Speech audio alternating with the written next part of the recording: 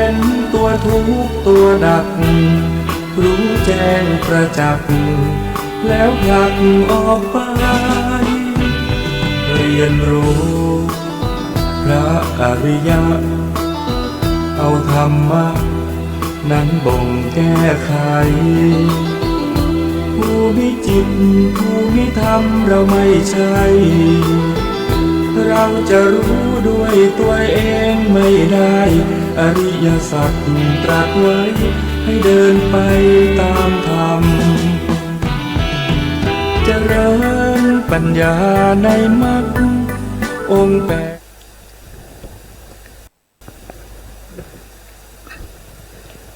อะระหังสัมมาสัมพุทโธภะคะวาพุทธังภะคะวันตังอภิวาเทมิสวากขาโตภะคะวะตาธัมโมธัมมังนัมมัสสามิสุปฏิปันโนภะคะวะโตสาวกสังโฆสังฆังนะมามินะโมตัสสะภะคะวะโตอะระหะโตสัมมาสัมพุทธัสสะนะโมตัสสะภะคะวะโตอะระหะโตสัมมาสัมพุทธัสสะนะโมตัสสะภะคะวะโตอะระหะโตสัมมาสัมพุทธัสสะสัมมาสัมพุทธมัตโตลังสัสสะธัมมะคานุตตมังอาภิวาทิยาภาสิสังอาภิธัมมัตตสังฆังตถาวุตตาภิธัมมัตตาจตุธาปรมัตตาโตจิตตังเจตสิกังรูปังนิพพานาอ่านพระไตรปิฎกลอยฟ้าในเนื้อหาของพระอภิธรรมนะครับครั้งนี้ก็เป็นครั้งที่102ในเรื่องของจิตในเรื่องของรูปปรมัตถ์ซึ่งรูปปรมัตถ์เนี่ยเราก็แสดงในเรื่องของสองอย่างนะครับในปฏิเฉดที่6พูดง่ายๆปฏิเฉดที่6นะครับก็แสดงอยู่2อย่างก็คือรูปปรมัตถ์และก็นิพพานนะรูปปรมัตถ์ก็จะมีการแสดงอยู่ทั้งหมด5ในด้วยกันในที่1ก็คือรูปสมุเทศนัยคือการแสดงรูปโดยสังเขปนี่ก็ได้แสดงไปแล้วนะแล้วก็2ก็คือรูปวิภาคนัยก็คือการจำแนกรูปโดยพิสดารอันนี้ก็จำแนกรูปเป็นเอกมาติกาและก็ทุกกามาติกานะอันนี้ก็คือหมายถึงการพูดถึงชื่อของรูปที่มีชื่อเดียวกับที่มีชื่อที่เป็นคู่นะครับแล้วก็ข้อที่3ก็คือรูปสมุฏฐานนัยก็คือแสดง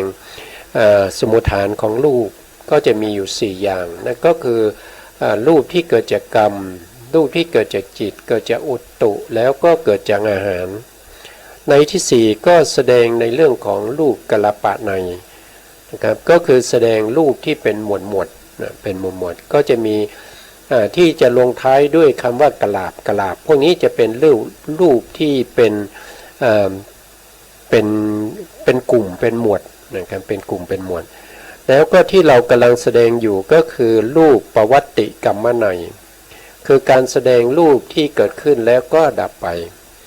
น่าจะครั้งนี้เป็นครั้งสุดท้ายน่าจะจบวันนี้นะครับเรื่อง ในที่5นะครับซึ่งครั้งที่แล้วเนี่ยผมก็ได้พูดถึงในเรื่องของรูปที่เกิดขึ้นนะครับเกิดขึ้นในส่วนที่เป็นอันทชะแล้วก็ชลาพุชะนะครับแต่ก็ยังไม่หมดดีนะครับยังไม่สิ้นสุดนะครับวันนี้เราก็มาต่อครั้งที่แล้วนะครับก็มาต่อครั้งที่แล้วนะครั้งที่แล้วเนี่ยก็พูดถึงรูปที่เกิดขึ้นครั้งแรกแล้วก็ตั้งอยู่นะครับตั้งอยู่เท่ากับจิต17ดวงนะเท่ากับจิต17ดวงแล้วก็ดับพร้อมกับจิตดวงที่17อย่างเช่นปฏิสนธิจิตนะครับซึ่งเป็นจิตแรกในภพนี้ก็จะมีรูปเกิดขึ้น3ช่วงใน3ช่วงนั้นก็จะมีหนึ่งก็คือพวกที่เป็นกรรมชรูปนะครับกรรมชรูปที่เกิดครั้งแรกเกิดพร้อมกันกับปฏิสนธิจิตนะถ้าเป็นประเภทที่เป็นอันทชะกำเนิดแล้วก็ชลาพุชะกำเนิดก็จะมีกรรมชรูปอยู่แค่3รูปเท่านั้นนะ3รูปเท่านั้นเกิดที่อุปาทขณะของปฏิสนธิจิตเกิดขึ้นแล้วก็ตั้งอยู่นะครับตั้งอยู่เท่ากับจิต17ดวงก็จะไปดับเอาที่พังค่าขณะของภวังคจิตดวงที่16นะครับดวงที่16ส่วนถีติขณะเนี่ยถีติขณะนี้จะมีรูปที่เกิดขึ้นตรงนี้นะครับเกิดขึ้นตรงนี้เนี่ยก็คืออันแรกเราก็พูดถึงในส่วนที่เป็นกรรมปัจจยอุตุชรูปก่อนก็คือส่วนนี้นะครับก็คือส่วนนี้เป็นปัจจัยให้เกิดอุตุชรูปในส่วนนี้นะส่วนนี้ก็คืออะไรก็คือกรรมชรูปทั้ง3ที่เกิดที่อุปาทขณะนั้นเป็นปัจจัยให้เกิดอุตุชรูปที่ถีติขณะที่มีกรรมปัจจัยนะครับกรรมะก็คือกรรมชรูปนี่เองเป็นปัจจัยให้เกิดอุตุชรูปนะตรงนี้ก็ยังมีนอกจากมีกรรมปัจจยอุตุชรูปแล้วตรงนี้ก็ยังมีกรรมชรูปอีก3กลาบก็คือพวกนี้นะครับเกิดขึ้นตรงนี้นะเกิดขึ้นตรงนี้เพราะว่ากรรมชรูปเนี่ยเขาจะเกิดทุกอนุขณะนั่นแสดงว่าเขาจะเกิดตั้งแต่ตรงเกิดครั้งแรกที่มีอุปาทขณะของปฏิสนธิจิตนะครับครั้งที่2ก็จะเกิดตรงที่ถีติขณะของปฏิสนธิจิตขึ้นมาอีก3กลาบด้วยกัน ก็จะเกิดตรงนี้นะ เพราะว่าเขาเกิดทุกอนุขณะเพราะฉะนั้นเขาจะเกิดทุกจิตทุกดวงแล้วก็จิตแต่ละดวงก็จะเกิด3ขณะก็คือพวกนี้นะแล้วก็เกิดอุตุชรูปก็จะเกิดที่ถัดไปเรื่อยๆนะครับก็จะเป็นลักษณะอย่างนี้นะทีนี้ในลักษณะอย่างนี้เราก็จะเห็นว่ารูปที่มันเกิดขึ้นตรงนี้ที่มันยังเกิดขึ้นแล้วยังตั้งอยู่เนี่ยมันไม่ใช่จะมีเฉพาะเท่าที่ผมเขียนไว้นะมันจะมีมากกว่านี้นะมันจะมีมากกว่านี้นะกรรมชรูปมีทั้งที่อุปาทขณะถีติขณะพังค่าขณะจิตดวงใหม่เกิดขึ้นนะครับกรรมชรูปก็จะมีตรงที่อุปาทขณะของปฐมภวังค์ด้วยนะแล้วก็เกิดที่ถีติขณะของปฐมภวังค์ด้วยเกิดที่พังค่าขณะของปฐมภวังค์ด้วยมันจะเกิดขึ้นมามากมายอย่างนี้นะครับเพราะฉะนั้นสรุปแล้วก็คือจะได้ตรงนี้มานะครับตรงนี้ก็จะสรุปในเรื่องของรูปที่เกิดขึ้นนะครับอันนี้เอามาแสดงเฉพาะพอเห็นนะพอเห็นให้เข้าใจว่ารูปเขาเกิดมาอย่างนี้นะครับไม่คือไม่ได้แสดงทั้งหมดนะแสดงเฉพาะบางส่วนเท่านั้นเองนะอันนี้ก็จะเป็นในส่วนที่เป็นรูปที่เกิดขึ้นมานะทีนี้เราก็มาดูว่ารูปที่เกิดขึ้นมาตรงที่ในตรงที่เป็นอันนี้เป็นเส้นสีฟ้าใช่ไหมครับเส้นสีฟ้าก็คือตรงนี้นะครับก็คือเส้นนี้เส้นข้างบนสุดสีฟ้านี้เกิดที่อุปาทขณะของปฏิสนธิจิตรูปที่เกิดขึ้นตรงนี้ก็คือได้แก่กรรมชรูปกรรมชรูป3กลาบด้วยกันก็คือกายทัศกกลาบภาวะทัศกกลาบแล้วก็วัตถุทัศกกลาบเกิดขึ้นตรงนี้นะครับเวลาเกิดขึ้นแล้วเราก็จะเห็นว่าตรงที่อุปาทขณะนี้จะมีรูปเกิดขึ้น3กลาบนะ3กลาบก็คือตรงนี้ นะครับเกิดมีเฉพาะ3กะลาทีนี้ลงไปดูที่ถีติขณะของปฏิสนธิจิตตรงถีติขณะของปฏิสนธิจิตเนี่ยก็จะมีกรรมชรูปเกิดขึ้นอีก3กะลานะครับก็คือกายทัสสกกะลาภาวะทัสสกกะลาแล้ววัตถุทัสสกกะลาคือของเก่ายังไม่ดับนะครับของเก่ายังตั้งอยู่ของใหม่ก็เกิดขึ้นมาอีกนะครับก็เกิดขึ้นมาอีกเพราะฉะนั้นถ้าพูดถึงกรรมชรูปที่ถีติขณะที่เกิดขึ้นแล้วก็ยังตั้งอยู่เนี่ยก็จะมีเท่ากับ6กะลาแล้วนะครับก็จะมีอยู่6กะลานะ6กะลาแล้วก็มีอะไรอีกก็จะมีกรรมปัจจยอุตุชรูปนะครับกรรมปัจจยอุตุชรูปตรงนี้นะครับก็จะมีอยู่3กะลา3กะลานี่มาจากไหนก็คือมาจากข้างบนนี้ที่เป็นกรรมชกกะลานะครับภาวะทัสสะกกะลาแล้วก็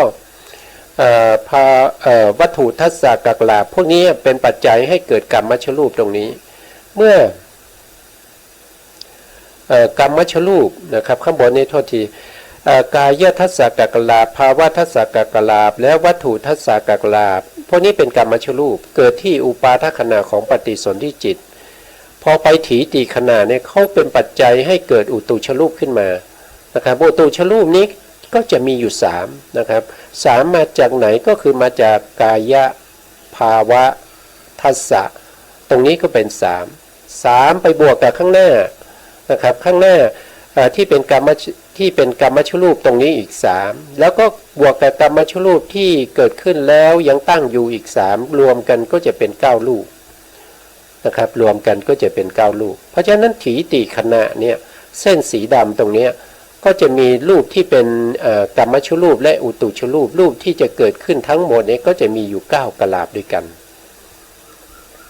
อันนี้เราศึกษาเพื่อให้เกิดความเข้าใจนะครับแต่จริงๆแล้วมันจะเกิดมากกว่านี้นะครับก็อย่างที่ผมเคยพูดไปหลายครั้งนะครับว่าพวกที่เป็นกะลาเนี่ยนะอย่างเช่นเรายกเอากายทัสสะกกลาบ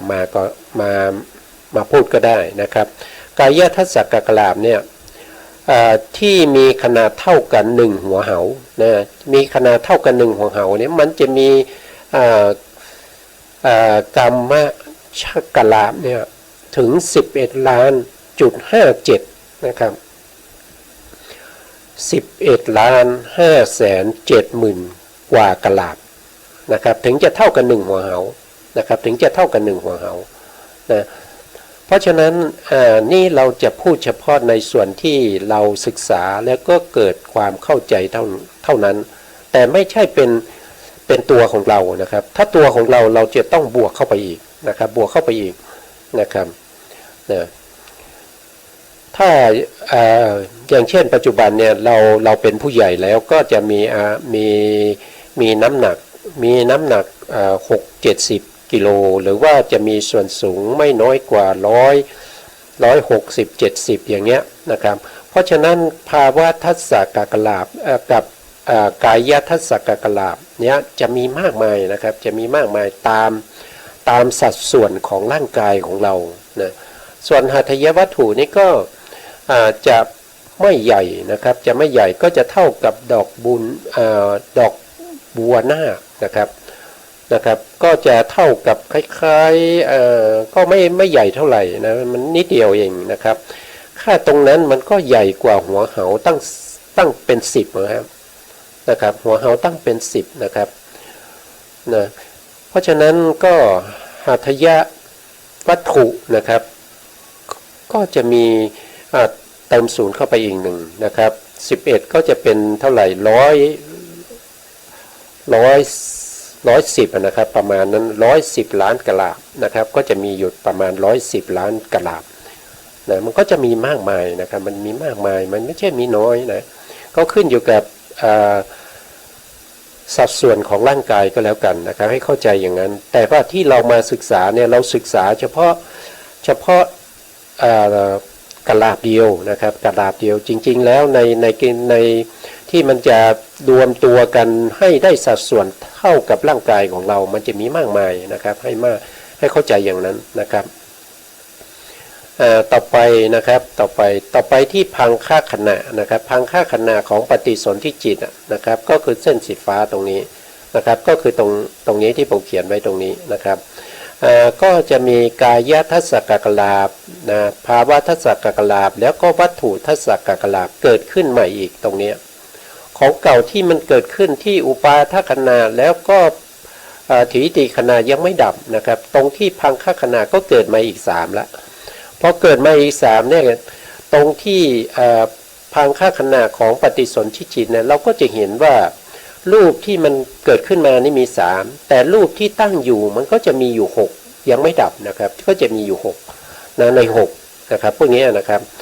รวมกันก็จะเป็นเท่าไหร่ก็จะเป็น9นะครับกร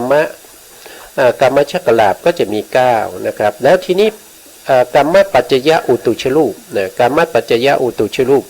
กรรมปัจจยอุตุชรูปก็จะมีอยู่6นะครับมีอยู่6มาจากไหนก็คือมาจากข้างบนนะครับกรรมปัจจยอุตุชรูปที่เกิดจาก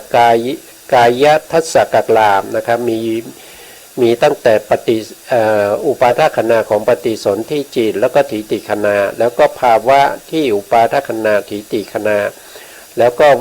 วัตถุทัศกกลาภที่อุปาทขณะแล้วก็ถีติขณะรวมกันก็จะเป็น6พอเป็น6ก็เป็นปัจจัยให้เกิด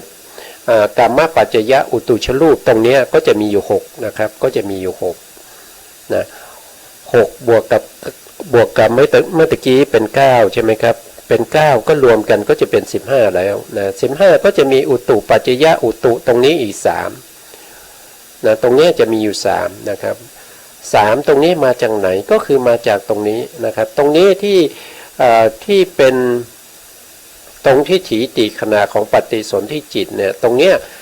กรรมปัจจยอุตุชรูปที่เป็นของกายทัศกกลาภภาวะทัศกกลาภแล้วก็วัตถุทัศกกลาภตรงนี้มีอยู่3กลาภไอ้3กลาภเนี่ยเป็นปัจจัยให้เกิดอุตุปัจจยอุตุชรูปอีก3กลาภรวมก็จะได้อยู่18กลาภนะครับก็เราอันนี้ก็เป็นแต่ในส่วนที่พอจะเข้าใจได้นะครับในส่วนที่พอจะเข้าใจได้ว่าการเกิดขึ้นของรูปเนี่ยเขาเกิดอย่างนี้นะครับแล้วต่อไปนะครับต่อไปในอุปาทขณะของปฐมภวังค์เนี่ยมีจิตตชักกลาภเกิดขึ้นตรงนี้นะครับเกิดขึ้นเป็นจิตตชักกลาภรูปที่เป็นกลาภเนี่ยที่เกิดขึ้นตรงนี้นะครับเพิ่งเกิดขึ้นเป็นครั้งแรกเกิดที่อุปาทขณะของปฐมภวังค์นะครับเกิดตรงนี้เป็นครั้งแรกนะครับผมก็เลยเขียนเป็นสีแดงเอาไว้ตรงนี้นะครับเขียนเป็นสีแดงเอาไว้ตรงนี้นะเรามาดูกรรมชักกลาภก่อนนะครับกรรมชักกลาภตรงอุปาทขณะมี3นะครับถีติขณะ3แล้วก็พังค่าขณะของปฏิสนธิจิตอีก3แล้วก็ที่อุปาทขณะของปฐมภวังค์อีก3นะครับ3 4ก็เป็น12รูปนะครับเป็น12รูปนะครับเป็น12รูปแล้วก็มีจิตตชรูปเกิดขึ้นมาอีก1รูปนะครับจิตตชรูปเกิดขึ้นมาอีก1รูปก็จะเป็น13นะ13แล้วก็จะมีกรรมปัจจยอุตุชรูปเกิดขึ้นตรงนี้อีก9รูปนะครับเกิดขึ้นตรงนี้อีก9รูปนะแล้วก็ไปบวกกับอุตุปัจจยอุตุตรงนี้อีก6รูปนะครับมาจากข้างบนนะครับมาจากข้างบนเพราะฉะนั้นรวมกันแล้วก็จะเป็นอยู่ทั้งหมด28นะครับ28กลาภนะครับทั้งที่เป็นกรรมชักกลาภกรรมปัจจยอุตุชักกลาภแล้วก็อุตุปัจจยอุตุชักกลาภแล้วก็จิตตชรูปหรือจิตตชักกลาภนั่นเองนะครับถ้าตรงนี้เดี๋ยวพูดตรงนี้ทีหนึ่งที่เราเขียนเฉพาะว่าจิตตชรูปเนี่ยจิตตชรูปที่เป็นรูปกลาภเนี่ยมันจะมีอยู่ทั้งหมดอยู่8ใช่ไหมครับมีมูละอยู่4มีมูลีอยู่4ที่เป็นตรงที่เกิดที่ปฐมภวังค์เนี่ยจะต้องเป็นประเภทที่เป็นสุทธะนะครับเป็นประเภทที่สุทธะแล้วก็เป็นประเภทที่เป็นมูละนะพวกนี้ก็จะเป็นสุทธัตถกลาภนะครับเป็นประเภทที่เป็นจิตตชรูปนะครับก็จะเป็นลักษณะอย่างนี้นะครับแต่เราจะเขียนว่าเป็นจิตตชรูปนะ ต่อไปนะครับในถีติขณะนะครับถีติขณะของพระวังค์ดวงที่1หรือปฐมพระวังค์ก็คือถีติขณะตรงนี้นะครับตรงนี้ก็คือเส้นสีเหลืองนี้นะครับเส้นสีเหลืองนี้เกิดขึ้นพอเกิดขึ้นแล้วรูปที่เกิดขึ้นก่อนหน้านั้นไม่ว่าจะเป็นกัมมชักกลาบนะหรือว่าจะเป็นกัมมปัจจยะอุตุกลาบอุตุชรูปนะครับหรือว่าอุตุปัจจยะอุตุชรูปแล้วก็จิตตชรูปที่เกิดขึ้นตรงนี้ยังไม่ดับนะครับตรงนี้ยังไม่ดับเพราะฉะนั้นรูปเกิดขึ้นมาตรงนี้เนี่ยนะครับถ้าว่าโดยกรรมชรูปก็จะมีอยู่ทั้งหมด15นะครับตรงนี้มีอยู่15นะ15นะครับแล้วก็มีจิตตชรูป1ก็คือจิตตชรูปตรงนี้นะครับนะเพราะว่าเกิดเฉพาะจิตตชรูปเนี่ยเขาเกิดเฉพาะตรงที่อุปาทขณะตรงถีติตรงพังค่าเนี่ยเขาจะไม่เกิดเขาจะเกิดเฉพาะตรงที่เป็นอุปาทขณะของจิตนะครับแล้วก็ยกเว้นจิตประเภทที่ไม่ทำให้จิตตชรูปเกิดขึ้นได้นั่นก็คือทวิปัญจวิญญาณจิต10รูปวิปากจิต4แล้วก็จุติจิตของพระอรหันต์นะครับอันนั้นก็จะไม่สามารถทำให้รูปเกิดขึ้นนะครับเพราะฉะนั้นจิตตชรูปก็ยังมี1เท่านั้นเองนะครับเพิ่งเกิดขึ้นมาใหม่แล้วก็มีอุตุชรูปนะอุตุนะครับกรรมปัจจยะอุตุชรูปตรงนี้จะมีอยู่12นะตรงนี้มี12นะครับแล้วก็จะมีอุตุนะครับอุตุปัจจยะอุตุอยู่9รูปด้วยกันนะครับผมเขียนไว้2ที่นะครับตรงนี้ที่1นะแล้วก็จะมีตรงนี้ที่1ตรงนี้ก็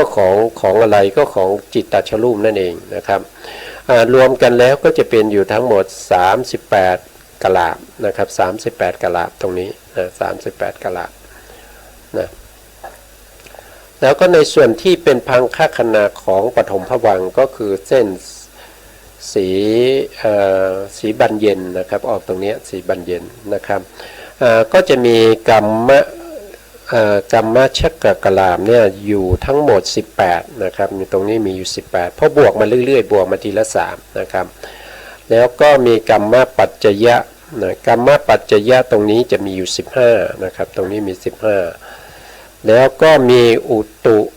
ปัจจยะอุตุนะอุตุปัจจยะอุตุตรงนี้ก็จะมีอยู่13รูปด้วยกันนะ13รูปนะ13รูปนะแล้วก็มีจิตตชรูป1รูปนะจิตตชรูปเนี่ยจะมีอยู่1รูปตรงนี้นะครับตรงนี้เมื่อรวมกันแล้วก็จะเป็นทั้งหมดอยู่48รูปนะครับ48รูปนะ48รูปเราก็จะเห็นได้ว่าการที่รูปเขาเกิดขึ้นเนี่ยเขาก็จะเกิดแล้วเขาก็ยังตั้งอยู่นะครับเขายังตั้งอยู่เท่ากับจิตอายุของจิต17ดวงด้วยกันเพราะฉะนั้นรูปที่เกิดขึ้นมาใหม่เนี่ยมันก็จะซ้อนกันไปเรื่อยๆนะครับเมื่อซ้อนกันไปเรื่อยๆเนี่ยมันจึงทำให้เราเนี่ยสามารถจะเห็นอะไรเห็นสีของอะไรสีของรูปนั้นที่เขามีติดอยู่ตรงนั้นอย่างเช่นผมยกแขนขึ้นมาอย่างนี้นะครับยกแขนขึ้นมายกมือขึ้นมาอย่างเนี้ยนะครับแล้วผมก็มองไปที่มือเนี่ยนะสิ่งที่ผมเห็นเนี่ยที่มือเนี่ยผมเห็นเฉพาะสีเท่านั้นนะเห็นเฉพาะสีเท่านั้นในขณะที่เห็นเนี่ยนะไม่ได้เห็นอะไรเลยนะครับมีจิตที่มาเห็นเนี่ยเห็นสีนี่ของอะไรก็คือของรูปทั้งหลายที่เขาเกิดขึ้นมาแล้วก็ยังตั้งอยู่นะครับเกิดขึ้นมาแล้วยังตั้งอยู่แต่ถ้ารูปนั้นเกิดขึ้นมาแล้วดับไปแล้วถึงจะมีรูปใหม่เกิดขึ้นไม่มีโอกาสได้เห็นนะไม่มีโอกาสที่จะเห็นสีได้ไม่มีโอกาสที่จะสัมผัสได้นะไม่มีโอกาสที่เราจะสัมผัสนะครับหรือว่าได้ถ้าว่าโดยปรมัตถธรรมก็จะมีการเห็นใช่ไหมการได้ยินนะครับการได้ยินนี่สมมติยากนะครับสมมติยากแต่ถ้าเราตั้งใจจะให้มีเสียงก็มีนะครับอย่างเช่นเรายกมือขึ้นและตบมืออย่างเงี้ยอันนี้ก็คือเสียงนะครับเสียงมาจากไหนก็คือเสียงมาจากรูปนะครับที่เกิดขึ้นมาแล้วก็ยังตั้งอยู่นะครับรูปที่เกิดขึ้นมาแล้วยังตั้งอยู่แล้วกระทบกัน นะครับให้เกิดเป็นเสียงฟังแล้วเป็นเสียงตบมืออย่างเงี้ยนะครับอย่างเงี้ยนะครับนี่ก็คือเสียงก็คือมาจากรูปที่ยังไม่ดับไปยังตั้งอยู่ที่ซ้อนกันอยู่นะครับนะอันนี้เป็นอะไรอันนี้ก็คือแสดงให้รู้ว่าสภาวะธรรมทั้งหลายที่เราสามารถจะไปจับต้องได้สัมผัสได้นะครับอย่างเช่นผมเอาแขนขวาไปจับแขนซ้ายอย่างเงี้ยนะครับจับอย่างเงี้ยนะครับจับอย่างเงี้ยมันก็รู้สึกได้ถึงความแข็งความอ่อนด้วยนะแล้วแต่ว่าในขณะนั้นเราจะมีความใส่ใจในการที่จะดูถึงความแข็งที่เราจับแล้วก็ไปถูกใส่กระดูกนะครับหรือว่าจะตรงไปสู่ตรงที่เป็นเนื้อเป็นหนังที่มันนุ่มๆนะครับหรือว่าบางครั้งเนี่ยเราจับปุ๊บเนี่ยเรารู้สึกได้ทันทีนะครับช่วงนี้อากาศร้อนนะครับถ้าเราจับไปเนี่ยก็จะรู้สึกว่าอุ่นๆนะแต่ถ้าวันไหนอากาศเย็นๆหรือว่าเราอยู่ในห้องแอร์อย่างเงี้ยเราจับไปเนี่ยเราก็จะรู้สึกว่ามันเย็นอันนี้คืออะไรอันนี้ก็คือสภาวะของรูปที่เกิดขึ้นแล้วยังตั้งอยู่ทำให้เราเห็นได้ยินเสียงเขาได้แล้วก็สามารถดมกลิ่นได้นะครับเขามีกลิ่นด้วยนะกลิ่นตัวมีนะครับกลิ่นตัวมีกลิ่นตัวผู้หญิงผู้ชายก็ไม่เหมือนกันนะครับไม่เหมือนกันถ้าดมดูก็จะรู้นะครับดมดูก็จะรู้มันก็จะเป็นสภาวะที่เป็นนิมิตเป็นอนุพยัญชนะนะครับที่ทำให้เรามาติดเนี่ยนะครับมาติดอยู่ในสภาวะที่เขาเกิดขึ้นมาแล้วก็ตั้งอยู่นะครับส่วนที่ยังไม่ดับเนี่ยมันเป็นปัญหาให้เราจับต้องได้นะครับเราจึงมองไม่เห็นถึงสภาวะธรรมของเขานะครับมองไม่เห็นนะเพราะว่าเขาเกิดขึ้นแล้วตั้งอยู่เนี่ยมันมีมากมายนะมันไม่ใช่มีเฉพาะที่ผมมาพูดแค่นี้นะครับ48รูปมันไม่ใช่อย่างนี้นะมันมีมากกว่านี้นะครับพูดกันเป็นแสนโกฏนะครับเป็นรูปกะลาบนะครับนะที่เราสัมผัสได้ที่เราสามารถที่จะเห็นสีของเขาได้ยินเสียงของเขาได้นะครับดมกลิ่นเขาได้แล้วก็รู้รสเขาได้นะครับรู้สัมผัสเย็นร้อนอ่อนแข็งได้จากนั้นยังไม่พอนะครับเรายังสามารถที่จะนำไปนึกคิดได้อีกนะครับนึกคิดได้อีกนะแล้วบางท่านอาจจะสงสัยว่าเอ๊ะแล้วนามธรรมเราไม่สามารถเห็นได้นะครับนามธรรมไม่สามารถจะเห็นได้อย่างเช่นปฏิสนธิจิตเนี่ยเราอย่างเราเนี่ยไม่มีปัญญาที่จะเห็นได้นะครับว่าปฏิสนธิจิตที่มันเกิดขึ้นตรงที่ตรงสภาวะธรรมที่เกิดขึ้นในภพใดภพหนึ่งซึ่งเป็นวิปากจิตที่เราได้มาจากอะไรจากกรรมเก่านะครับส่งผลมาให้เราเป็นวิปากจิตแล้วก็กรรมชรูปพวกนี้นะครับกรรมชรูปนี่เราสามารถที่จะเห็นได้นะครับเราสามารถที่จะจับต้องอะไรได้แต่จิตเนี่ยเราจับต้องไม่ได้เห็นไม่ได้นะเห็นไม่ได้นะแล้วก็ฟังเสียงเขาก็ไม่มีด้วยนะดมกลิ่นเขาก็ไม่ได้นะลิ้มรสเขาก็ไม่ได้แล้วก็ไปสัมผัสให้รู้เย็นร้อนอ่อนแข็งก็ไม่ได้แต่รู้สึกได้รู้สึกทางไหนก็คือทางใจนะครับไม่ได้รู้สึกทางกายหรือว่ารู้สึกทางตาแต่ต้องรู้สึกทางใจเราถึงจะสามารถรู้ได้ทางใจนะครับการที่เราไม่สามารถเห็นได้ก็เพราะว่าเขาเกิดแล้วก็ดับไปแล้วก็จิตดวงใหม่เขาถึงเกิดขึ้นเมื่อดับไปแล้วถึงจะมีดวงใหม่เกิดขึ้นอย่างเงี้ยเราจะมองไม่เห็นเขานะครับแต่ถ้าเขาเกิดขึ้นเหมือนกับรูปเกิดขึ้นแล้วก็ยังตั้งอยู่นะครับปฏิสนธิจิตเกิดขึ้นแล้วก็ยังตั้งอยู่แล้วก็ภวังคจิตก็เกิดซ้อนขึ้นมาอีกแล้วก็ยังตั้งอยู่อย่างเงี้ยถ้ามันมีลักษณะอย่างนี้เราสามารถมองเห็นได้นะครับแต่มันเป็นไปไม่ได้นะครับมันเป็นไปไม่ได้มันเป็นเขาเรียกว่าเป็นจิตตานิยามเป็นกฎของจิตว่าจิตเนี่ยที่จะเกิดขึ้นได้ต้องจิตดวงข้างหน้าดับไปแล้วจนไม่มีเหลือนะครับจิตดวงใหม่ถึงจะเกิดขึ้นได้นะถ้าเราไปเรียนในเรื่องของมหาปฐานเราก็จะเห็นสภาวะธรรมพวกนี้ได้ชัดเจนเขาจะพูดถึงในเรื่องของ อนันตรปัจจัยนะครับอนันตรปัจจัยสมานันตรปัจจัยนะครับนัตถิปัจจัยนะอวิคตาปัจจัยพวกนี้นะครับก็จะมีเกี่ยวกับเรื่องของการที่จิตเกิดขึ้นแล้วนะครับจิตใหม่จะเกิดได้จิตดวงที่กำลังเกิดเนี่ยจะต้องดับไปก่อนนะเขาถึงจะเกิดขึ้นได้เพราะว่าเขาจะเกิดติดต่อกันโดยไม่มีระหว่างขั้นไม่เหมือนกันรูปจะเกิดซ้อนกันไปเรื่อยๆนะครับซ้อนกันไปเรื่อยๆนะครับแล้วกลับมาสู่ตรงนี้ตรงเนื้อหานะครับตรงที่เป็นเนื้อหาอีกนะครับเราก็จะเห็นได้ว่าถ้าเรานับรูปมาเรื่อยๆจนถึงภวังคจิตดวงที่16เนี่ยนะครับภวังคจิตดวงที่16เนี่ยก็จะมีรูปดังนี้นะครับผมก็สรุปไว้ตรงนี้ก็จะมีตรงที่อุปาทขณะของภวังคจิตดวงที่16เนี่ยก็จะมีรูปเกิดขึ้นรวมกันแล้วไม่ว่าจะเป็นกัมมชรูปนะหรือว่าจะเป็นอุตุชรูปหรือว่าจิตตชรูปหรือว่าอาหารและรูปก็ตามนะครับมีอยู่ทั้งหมดอยู่478นะครับตรงนี้478พอไปถีติขณะก็จะมีอยู่488รูปตรงที่พังค่าขณะก็จะมีอยู่ทั้งหมด498รูปนะครับรูปพวกนี้ไม่ใช่รูปจริงๆแต่รูปพวกนี้เป็นรูปที่เรานับแล้วไม่นับอีกก็คือหมายความว่าเราพูดถึงกัมมชรูปที่มันเหมือนกันนะครับเราก็จะไม่นับแล้วนะเราก็จะไม่นับแล้วเพราะว่ามันจะอยู่กลุ่มกันนะครับอย่างเช่นที่ผมพูดถึงหัวเหาหนึ่งนะครับก็จะมีกะลาบอยู่ถึง 11.57 ล้านกะลาบนะครับก็จะมากมายแต่อันนี้เราพูดถึงเฉพาะในส่วนที่เรานับเป็นส่วนๆนะครับถ้าไปที่มโนทวาราวชนจิตนะครับไปที่มโนทวาราวชนจิตตรงที่อุปาทขณะของมโนทวาราวชนจิตก็จะมีอยู่ทั้งหมด505รูปด้วยกันนะครับไปที่ถีติขณะก็จะมีอยู่509รูปนะพอไปที่พังค่าขณะก็จะมีอยู่510รูปนะครับ510รูปบางท่านอาจจะสงสัยว่าทำไมรูปที่ถีติขณะกับตรงที่เป็นพังค่าขณะเนี่ยทำไมรูปมันห่างกันอยู่แค่หนึ่งนะครับ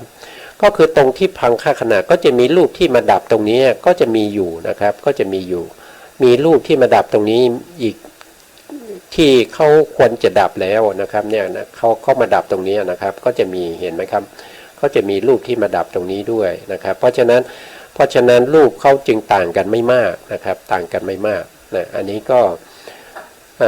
เข้าใจตามนี้นะครับอันนี้ก็เป็นเรื่องของการเกิดขึ้นแล้วตั้งอยู่แล้วก็ดับไปนะครับรูปถ้าเป็นกัมมชรูปเนี่ยจะดับครั้งสุดท้ายเนี่ยจะดับพร้อมกับพังค่าขณะของจุติจิตตามที่เราได้ศึกษาไปแล้วนะครับต่อไปนะครับอันนี้เป็นของพวกที่เป็นอันทัชชะแล้วก็ชลาพุชชะนะต่อไปก็จะเป็นพวกที่เป็นโอปปาติกะแล้วก็สังเสทัชชะนะครับพวกนี้ก็จะเกิดรูปมากกว่านะครับมากกว่าในส่วนที่เป็นอันทัชชะแล้วก็ชลาพุชชะนะเพราะพวกนี้เวลาเขาเกิดเนี่ยกัมมชรูปเนี่ยเขาเกิดมากนะครับตรงที่อุปาทขณะของปฏิสนธิจิตเนี่ยนะครับพวกที่เป็นเทวดานะครับหรือว่าพวกที่เป็นสังเสทัชชะที่เกิดในเท่าไข่นะพวกนี้รูปกัมมชกลาภเนี่ยเขาจะเกิด7รูปด้วยกันนะครับก็จะเกิด7รูปด้วยกันนะครับเพราะฉะนั้นในตรงที่อุปาทขณะเนี่ยก็จะมีรูปเกิดขึ้นอยู่7รูปนะครับ7รูปก็เป็น7กลาภนะส่วนพวกที่เป็นพรหมนะครับที่เกิดด้วยโอปปาติกะนะที่เป็นรูปประพรหมนะก็จะมีอยู่4กลาภนะต่างกันนะครับครั้งที่แล้วได้อธิบายไปแล้วว่าต่างกันตรงไหนนะต่างกันตรงไหนนะครับหรือว่าจะอธิบายอีกรอบหนึ่งนะที่เป็น4กลาภที่มันน้อยกว่าโอปปาติกะที่เป็นเทวดาเนี่ยที่มีรูปกลาภถึง7รูปเนี่ยอะไรหายไปนะครับก็หายไปอยู่3รูปนะ4 4กับ7ก็เป็น3นะครับรูปที่หายไปก็จะเป็นคานะนะครับคานะปัสสะนะแล้วก็ชิวหาปัสสะนะแล้วก็จะมีภาวะนะครับมีภาวะนะครับภาวะรูปนะครับแล้วก็มีกายะด้วยนะครับกายะด้วยแต่ในที่นี้หายไปอยู่4นะครับหายไปอยู่4แต่เขาบวกเข้ามาอีก1ก็คือชีวิตานวกักกลาภนะถ้าหายไป4ตรงนี้ก็จะน่าจะเหลือ3แต่ไม่เหลือ3นะครับเพราะว่าเขาบวกชีวิตานวกักกลาภเข้ามาอีก1ก็เป็น4นะส่วนพวกที่เป็นโอปัปปาติกะที่ในที่เป็นเทวดานะครับในตรงที่อุปาทขณะเวลาที่เขาเกิดขึ้นมานะไม่มีชีวิตานวกักกลาภเกิดตรงนั้นนะชีวิตานวกักกลาภจะเกิดในช่วงสัปดาห์ที่1นะครับสัปดาห์ที่1นะในช่วงสัปดาห์ที่1นะไม่เกินนี้นะครับรูปก็จะเป็นในลักษณะนี้อันนี้ก็จะพูดถึงเป็นรวมกันเลยนะครับก็จะเป็นรูปกลาภนะรูปกลาภนะตรงที่ถีติขณะของปฏิสนธิจิตก็จะมีอยู่เท่าไหร่นะครับมีเกิดขึ้นใหม่อีกนะครับก็จะเป็น8กลาภนะครับส่วนที่เป็นของพรหมก็จะมีอยู่5นะครับก็จะเป็นในลักษณะนี้นะครับก็จะพูดอันนี้ไม่ได้ลงรายละเอียดให้ดูนะครับก็จะถ้าเป็นพังค่าขณะก็จะเป็น6กับ9นะถ้าเป็นอุปาทขณะของปฐมภวังค์นี้ก็บวกจิตตชรูปเข้ามาก็จะเป็น7กับ10นะ7นี่คืออะไร7นี่ของพรหมนะครับ10นี่คืออะไร10นี้ของพวกที่เป็นเทวดาที่อยู่ในกามาวจรนะกามาวจรก็คือในกามภูมิเหล่านี้เองนะแล้วก็ถีติขณะนะถีติขณะก็จะมีรูปที่เกิดขึ้นมาก็จะมีของพวกพรหมก็มี8นะครับของพวกที่เป็นกามาวจรก็จะมีอยู่11นะครับก็จะมีไล่ไปเรื่อยๆอย่างเงี้ยนะครับอันนี้เป็นรวมเป็นกลาภนะครับไม่ได้แยกย่อยให้ดูนะครับอันนี้ได้รายละเอียดนี่เราก็อธิบายไปแล้วนะก็เรื่องของรูปในปริเฉดที่6เนี่ยก็น่าจะจบนะน่าจะจบในลักษณะแค่นี้นะครับไม่ก่อนที่เราจะจบเราก็มาดูในเรื่องของนามธรรมนะครับนามธรรมนะครับอันนี้ก็จะเป็นการเกิดขึ้นของจิตนะเป็นการเกิดขึ้นของจิตนะครับอันนี้เขาบอกว่าไงนะครับคือการแสดงการเกิดขึ้นดับของจิตนะการเกิดและดับของจิตในกำเนิดทั้ง4ในการทั้ง3คือนะครับในการทั้ง3อันนี้น่าจะเป็นกำเนิดนะครับกำเนิดทั้ง4ก็จะมีอันทัชชากำเนิดชลาพุชากำเนิดสังเสทัชชากำเนิดโอปปาติกากำเนิดในปฏิสนธิการในปวัติการแล้วก็ในจุติการเขาพวกการนี้เขาหมายถึงปฏิสนธิการปวัติการแล้วก็จุติการนะครับเขาพูดถึง3การนะครับ3การอยู่ที่ไหนเอ่ยนะครับในภพนี้นะครับในภพนี้ก็คือภพปัจจุบันนี้เป็นภพใหม่นะครับเป็นภพใหม่ก็จะมีจิตเกิดขึ้นแล้วก็ดับไปเกิดขึ้นแล้วก็ดับไปสืบต่อกันเป็นเส้นได้มาเรื่อยๆนะครับมาเรื่อยๆนะครับมาจนถึงจุติอยู่ตรงนี้นะครับก็คือการตายของภพใหม่นี้ก็จะอยู่ตรงนี้นะเพราะฉะนั้นถ้าว่าโดยการปฏิสนธิการอยู่ที่ไหนก็อยู่ตรงนี้นะก็คือปฏิสนธิการเนี่ยเขาจะนับเฉพาะตรงที่อุปาทขณะถึงถีติขณะของปฏิสนธิจิตนะเรียกว่าปฏิสนธิการเขาไม่ได้นับทั้งดวงนะครับเขานับเอาเฉพาะตรงที่อุปาทขณะมาจนถึงถีติขณะของปฏิสนธิจิตเนี่ยถ้าว่าไปก็น่าจะครึ่งหนึ่งของปฏิสนธิจิตเนี่ยเราจะเรียกว่าเป็นปวัติการนะแล้วก็ตั้งแต่ถีติขณะของปฏิสนธิจิตเนี่ยนะครับปฏิสนธิจิตอีกครึ่งหนึ่งนะครับพูดง่ายๆอย่างนั้นนะพูดโดยโวหารนะครับอีกครึ่งหนึ่งคือครึ่งหลังนะครับไปเรื่อยๆนะครับไปเรื่อยๆไปภวังคจิตไปวิถีทางมโนทวารนะครับแล้วก็วิถีทางปัญจทวารไปเรื่อยๆจน ไปจนถึงจุติจิตนะจุติจิตจนถึงถีติขณะของจุติจิตนะครึ่งหนึ่งของจุติจิตนะคือนับตั้งแต่ครึ่งหลังของปฏิสนธิจิตจนมาถึงครึ่งแรกของจุติจิตเนี่ยเราจะเรียกว่าเป็นปฏิสนธิการนะปฏิสนธิการส่วนจุติการนะจุติการก็คือตั้งแต่ครึ่งหลังนะครับของจุติจิตตั้งแต่ถีติขณะจนถึงพังคขณะของจุติจิตเนี่ยเราจะเรียกว่าเป็นจุติการจุติการก็คือ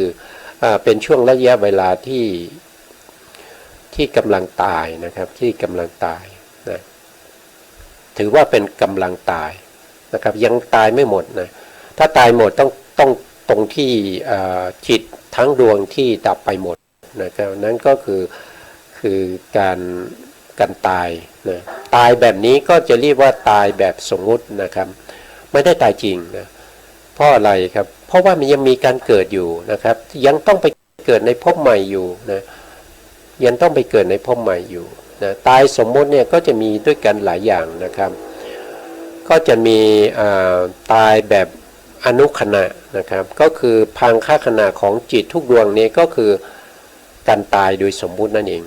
อันนั้นคือขณะที่เราเรียกว่าเป็นอนุขณะตายแบบอนุขณะนะ